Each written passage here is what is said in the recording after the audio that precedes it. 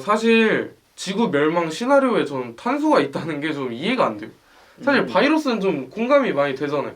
이 치사율도 굉장히 높고 또 굉장히 변화무쌍한 변이를 일으킬 수 있기 때문에 좀 위협이 많이 된다고 생각하는데 사실 이 탄소는 한 고작 작은 진짜 바이러스보다도 작은 원소 그냥 하나인데 이게 도대체 어떻게 해야 지구 멸망을 일으킬 수 있다는 거죠? 네, 뭐 탄소가 엄청나게 조그마한 원소 하나일 수도 있지만 물론 일단 지금 지구 온난화? 네, 지구 온난화를 일으키는 온실가스. 온실가스 중에 주범인 뭐가 CO2. 있죠? 네, 바로 이산화탄소가 있어요.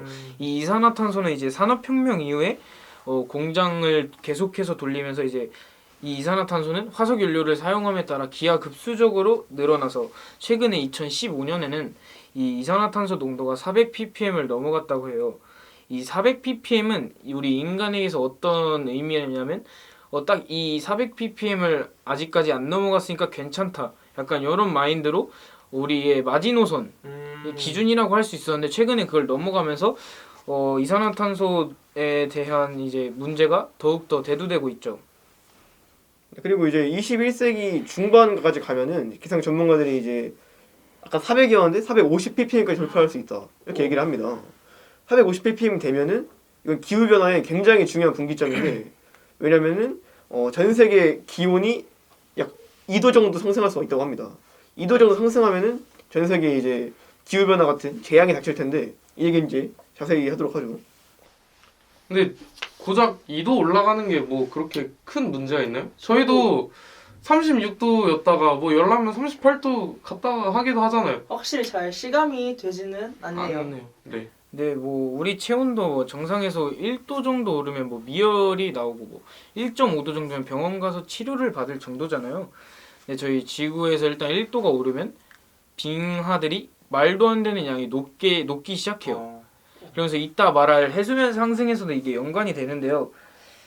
그러므로 그 2도 상승, 1도 상승도 이 정도의 피해가 있는데 2도 상승은 예상할 수 없을 만큼 피해가 가죠. 그리고 일단 이 고緯도 지역에서는 이 온도가 상승한다고 해서 수확물이 늘어난다고는 해요. 근데 이 늘어나는 양보다 다른 지역에서의 이제 온도가 올라가니까 당연히 뭐 수확량이 적어지겠죠. 이 적어지는 그 양이 훨씬 더 심해서 피해는 더욱 심할 거라고 예상이 됩니다. 피해가 훨씬 크지.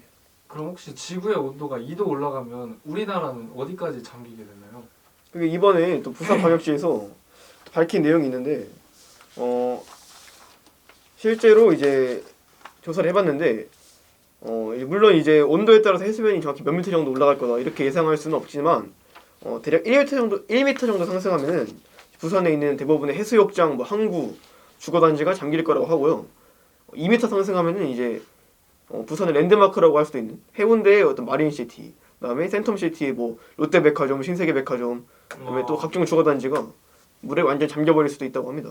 생각보다 우리랑 굉장히 가까이 있는 문제였네요. 그렇죠. 그럼 혹시 아직 부산은 물에 안 잠겼으니까 사실 저는 그렇게 큰 공감이 아직 되진 않아요. 네.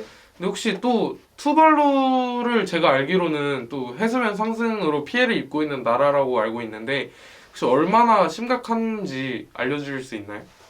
투발루가 유명하죠. 투발루가 이제 아틀란티스라고 하는 옛날에 바닷속에 잠긴 그런 도시가 있죠. 네. 사실 21세기의 아틀란티스다. 투발루를 이렇게 얘기 많이 합니다. 실제로 투발루의 그 평균 해발 고도가 2m가 채 되지 않는데 나라를 이루는 또 9개의 섬 중에서 한 2개가 이미 물속에 잠겨 있다고 합니다. 근데 이대로면은 뭐 굉장히 빠른 시일 내에 나머지 7개도 다 잠길 수가 있는 그 위험에 처해 있다고 할 수 있겠죠. 근데 아이러니한 게 네. 투발루는 공장이 하나도 없는 그런 섬나라입니다. 그럼 다른 뭐 강대국들의 공장을 돌리면서 이 피해를 죄 없는 이 섬 주민들이 겪고 있는 거네요. 투발루는 억울하죠. 네, 그렇게 될 수 있네요. 발루는 억울해. 그리고 투발루 외에도 많은 나라들이 해수면 상승으로 고통을 받고 있다는 굉장히- 사실을 알고 있나요? 굉장히 이걸 주의 깊게 봐야 되는데 뭐 키리바시, 몰디브, 알래스카, 방글라데시, 톤가, 부룬디, 솔로몬주, 인도네시아 아니 왜 이렇게 너무 많아, 많아요? 너무 많아. 심지어 그 잘 사는 두바이도 피해를 받고 있다고 해요. 그 석유 깡패 두바이. 그곳이요. 그래서 이게 굉장히 어떤 범세계적인 그런 굉장히 중요한 문제다 이렇게 말하는 거죠. 근데 또 저희는 생명과학 시간에 이 탄소는 어허. 순환한다고 배웠잖아요. 그쵸? 탄소는 원래 돌고 돌아서 결국 지구는 또 안정화되는 거 아닌가요? 사실 바이러스 쪽이 좀 더 지구 멸망 시나리오에 가깝지 않나 그런 생각이 들어요. 왜냐하면 바이러스로 인간이 죽으면은 그거는 어쩔 수 없지만 탄소는 또 지구는 또 자정작용을 하잖아요. 네. 그래서 스스로 나아지려고 하는데 그게 그렇게 큰 문제가 될까라는 생각이 있긴 해요. 말씀하신 것처럼 지구는 이제 유기적으로 뭐 대기, 해양, 다음에 뭐 육상, 해상 이런 것들이 작용을 서로 이렇게 상호작용을 하면서 사실 웬만한 문제는 다 이렇게 지구 내에서 해결이 되지만 산업혁명 이전의 얘기고 산업혁명 이후는 이제 인간의 화석에너지 사용량이 아까 말했듯이 폭발적으로 증가하면서 기후 시스템에 이상이 생깁니다. 지구 밖으로 방출되는 복사열이 감소해서 지구온난화 현상이 심각해지고요. 이런 지구온난화 현상은 홍수, 폭우, 사막화, 태풍 같은 이상기후를 초래해서 전 세계적으로 또 피해를 끼치고 있고 이로 인해 발생한 여러 자연재해가 실제로 우리 인간에게 목숨을 또 위협하고 있죠. 또 얼마 전에 또 여기 대전에 홍수가 발생해서 네. 많은 사람들이 피해를 입었던 그런 것도 다 지구온난화로 인한 피해의 일종이다. 이런 거죠. 근데 이런 걸 또 막기 위해서 네. 여러 노력들이 맞죠. 국제적인 차원에서 다양한 협약들이 많죠. 이루어지고 있죠. 국제적 차원의 노력에 대해서 알아보기 전에 나온 씨는 이제 이런 것을 위해 어떤 노력을 하시는지 한번 얘기해 주시면 좋을 것 같습니다. 저는 양치를 할 때 네. 팝을 씁니다. 아, 찢었다, 대단하군요. 아, 태연 씨는요? 너도 하나 해. 전 대중교통을 자주 이용하죠. 네. 좋습니다. 네, 이제 이어서 계속 해주시면 네, 그럼- 감사하겠습니다. 네, 이러한 문제를 해결하기 위해 이러한 온실가스에서 지구 온난화를 해결하기 위해 다양한 국제적인 협약들이 있는데요. 뭐 먼저 순서대로 얘기를 해보자면 UN 기후 변화 협약이라는 게 있습니다. 들어보셨나요?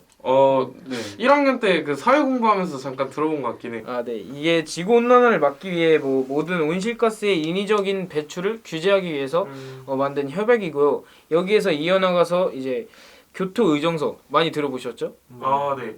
네, 교토 의정서도 지구 온난화 규제 및 방지를 위한 국제 협약이고요. 이 교토 의정서가 이제 2020년에 이게 이 협약이 끝나요. 이것을 위해서 새로운 협약을 다시 맺었죠. 이게 바로 파리 기후 변화 협약이에요. 다 알고 계셨죠? 네. 이렇게 국제적으로도 이러한 지구 온난화를 막기 위해서 다양한 노력들이 계속해서 이어져 나가고 있는 것을 볼 수 있습니다. 요즘 이 국제적인 노력 더하기 네. 최근 신기술이 또 이산화탄소를 좀 어떻게 모으고 이런 기술이 점점 더 확대되고 있다고 하는데 네. 이 이산화탄소 포집 기술에 대해서 좀 설명해 주실 수 있나요? 이산화탄소 포집 및 저장 기술을 말씀하셨는데 그걸 이제 CCS 기술이라고도 하죠. CS요? CCS 네, CS 아니고 롤리즈한테 CS는 아. 못 참. 자제하시고 죄송합니다. 이제 간단하게 설명하자면 이런 거죠. 아까 말씀드렸다시피 산업혁명으로 인해 대기 중에 이산화탄소가 너무 필요 이상으로 많아요. 그러니까 이런 것들을 어떻게 해결하면 좋을까 하다가 이걸 이제 완전히 뭐 지구 밖으로 뭐 내보낸다 이럴 순 없으니까 간단한 아이디어인데 이걸 이제 액화시켜서 땅속에 묻는다. 뭐 이런 방법도 있고 아니면 뭐 액화 가스화 시켜서 다른 에너지 자원으로 이용한다. 이런 방법도 있고 그런 걸 총틀어서 아울러서 CCS라고 불러요. 그럼 방금 말씀해 주신 CCS 말고도 이 이산화탄소를 줄일 수 있는 또 다른 방법이 있나요? 네, 있죠. 먼저 국제에너지기구에서 여러 가지 미래 기후 예측 시스템을 통해서 여러 시나리오를 작성해서 이산화탄소 배출을 억제하는 방법 4가지를 설명을 해주는데요. 그 중에서 먼저 첫 번째는 우리가 다 알다시피 조력, 수력, 풍력 에너지와 같은 신재생 에너지가 있죠. 네, 신재생 에너지를 통해서 이산화탄소 배출을 낮추자는 그런 취지이고요. 두 번째로는 이제 원자력 에너지가 있어요. 원자력 에너지는 이제 뭐 이산화탄소 배출을 줄이지만 이런 이점이 있지만 저희의 그 방사능 노출과 같이 인간에게 심각한 위험을 초래할 수 있는 단점도 있죠. 세 번째 방법으로는 이제 에너지를 최대한 절약하고 그다음에 에너지 손실을 최소화한다 뭐 이런 방법인데 대표적으로 이제 패시브 하우스라는 게 있습니다. 패시브 하우스는 문자 그대로 수동적인 집이라는 뜻인데 이게 이제 단열재를 쓰고 삼중 유리창을 써서 그 집 밖으로 나가는 그런 열을 잡습니다. 손실을 최소화하는 건데 그다음에 첨단 단열공법을 이렇게 쓰는 거고 그다음에 이제 폐열 회수형 환기 장치 이런 것도 설치해서 내부 공기랑 외부 공기랑 이런 거 좀 대류를 시켜서 온도차를 최소화하고 환기함으로써 열 손실을 막습니다. 실제로 이 패시브 하우스는 독일의 다름슈타트에서 첫 번째로 들어서고 그 이후부터 이제 유럽의 전 지역으로 퍼져나가고 있는 추세라고 합니다. 관심을 가질 필요가 있죠. 네, 그럼 난방비도 덜고 환경에도 기여하는 셈이겠네요. 맞죠. 그렇죠. 굉장히 좋습니다. 정확히 알고 계시네요. 감사합니다. 혹시 이 사회자님은 이 탄소 배출을 줄이기 위해 하고 계신 노력이 있나요? 아까 제가 했던 질문 좀 비슷한 것 같은데. 네. 왜냐하면 이제 네. 이 출연진들은 자신의 입장을 다 밝혔는데 아 좋습니다, 맞아요. 좋습니다. 사회자님은 또 궁금하잖아요, 저희가. 궁금하네요. 일단 저는 나무를 네. 이제 최대한 베지 말자 해서 이제 이면지 사용을 습관화하고 있습니다. 이면지. 또 수학 문제 굉장히 많이 푸시잖아요. 암산으로 풀죠. 종이 아, 안 써요. 아, 그것도 빅피처였나요? 그쵸. 아, 네. 좋습니다, 좋습니다. 이 책 마지막 부분에 네. 지구 멸망에 관해서 얘기가 나와요. 네. 그래서 그러면 이제 한번 바이러스와 탄소, 지구 온난화 중에 어떤 게 좀 더 지구 멸망 시나리오에 좀 부합하는가에 대해서 한번 얘기를 해보고 싶어요. 일단 딱 제가 하고 싶었던 말인데요. 일단 아까 이제 바이러스 팀부터 먼저 발표를 시작했으니까 이번에 이제 탄소 팀부터 얘기를 해보는 게 어떨까 합니다. 네, 먼저 제 생각에는 바이러스보다는 탄소, 그러니까 이산화탄소가 지구 멸망에 조금 더 빠르게 가깝다라는 느낌을 저는 갖고 있어요. 왜냐하면 일단 뭐 바이러스도 빠르게 인류에게 확산이 돼서 인류 전체를 멸종시킬 수도 있지만 탄소 문제가 생기면은 일단 인류에게도 피해가 오지만 지구 환경에 직접적인 영향이 끼치는 거잖아요. 지구 환경이 안 좋아지니까. 그래서 저는 탄소가 조금 더 인류 멸망에 가깝다고 생각을 합니다. 그럼 이제 바이러스 팀에서는 어떻게 생각을 하시나요? 사실 이 바이러스는 정말 변화무쌍해서 저희가 정말 한 치 앞도 알 수 없을 정도로 변이가 빠르게 진행됩니다. 네. 탄소나 이런 지구 온난화는 어떻게 하면 저희가 예방하고 막을 수 있는 부분이 있지만 바이러스의 출현은 저희가 아무리 인수공통 감염병을 막기 위해서 환경을 보존하기 위해 노력을 한다 해도 어쨌든 또 어디선가 신종 바이러스가 변이를 일으켜서 나타날지 아무도 모르는 거거든요. 그래서 바이러스가 좀 더 인류 멸망 시나리오에는 가깝지 않을까 이렇게 생각을 하고 있습니다. 네, 이제 이상으로 230여 쪽이나 되는 책에 대해서 간단하게 설명을 해주셨는데요.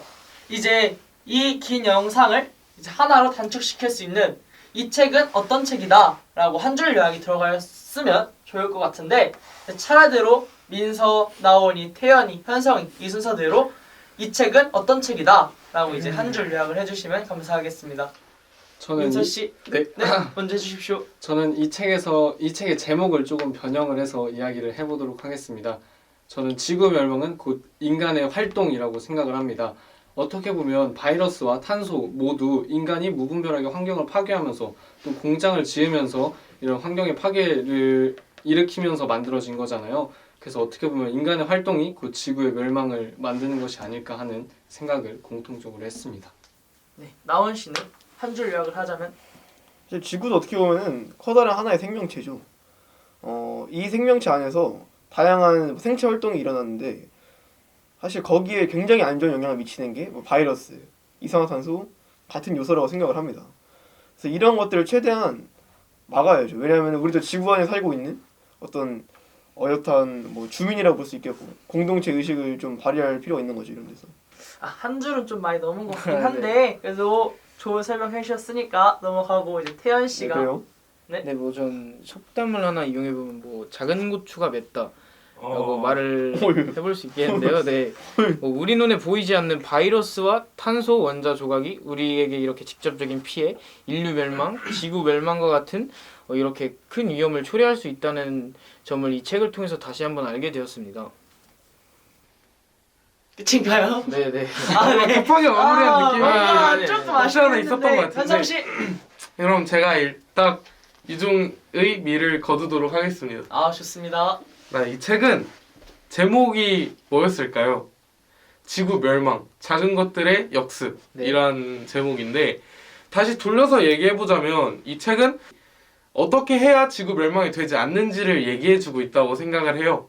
그래서 이 책은 저는 설명서라고 생각을 합니다. 저희가 어떻게 환경을 보존하고 어떻게 탄소 배출을 줄이고 어떻게 환경 개발을 해서 매개체와의 접촉을 피하는지 그런 것들을 얘기하고 있기 때문에 이 책을 잘 읽고 저희가 환경을 사랑하고 또 지구를 사랑하면서 발전과 공동체 의식을 갖고 살아간다면 지구 멸망이 아닌 좀 잘 행복하게 살 수 있는 아름다운 세상이 만들어지지 않을까 이렇게 생각을 합니다. 네, 이제 이상으로 이제 이번 독서 소개는 끝내도록 하고 네 분 다 새로운 책에 대해서 꼼꼼하고 자세하게 또 친절하게 설명을 이어가 주셔서 감사합니다. 저희는 이제 다음 기회에 뵙도록 하겠습니다. 네.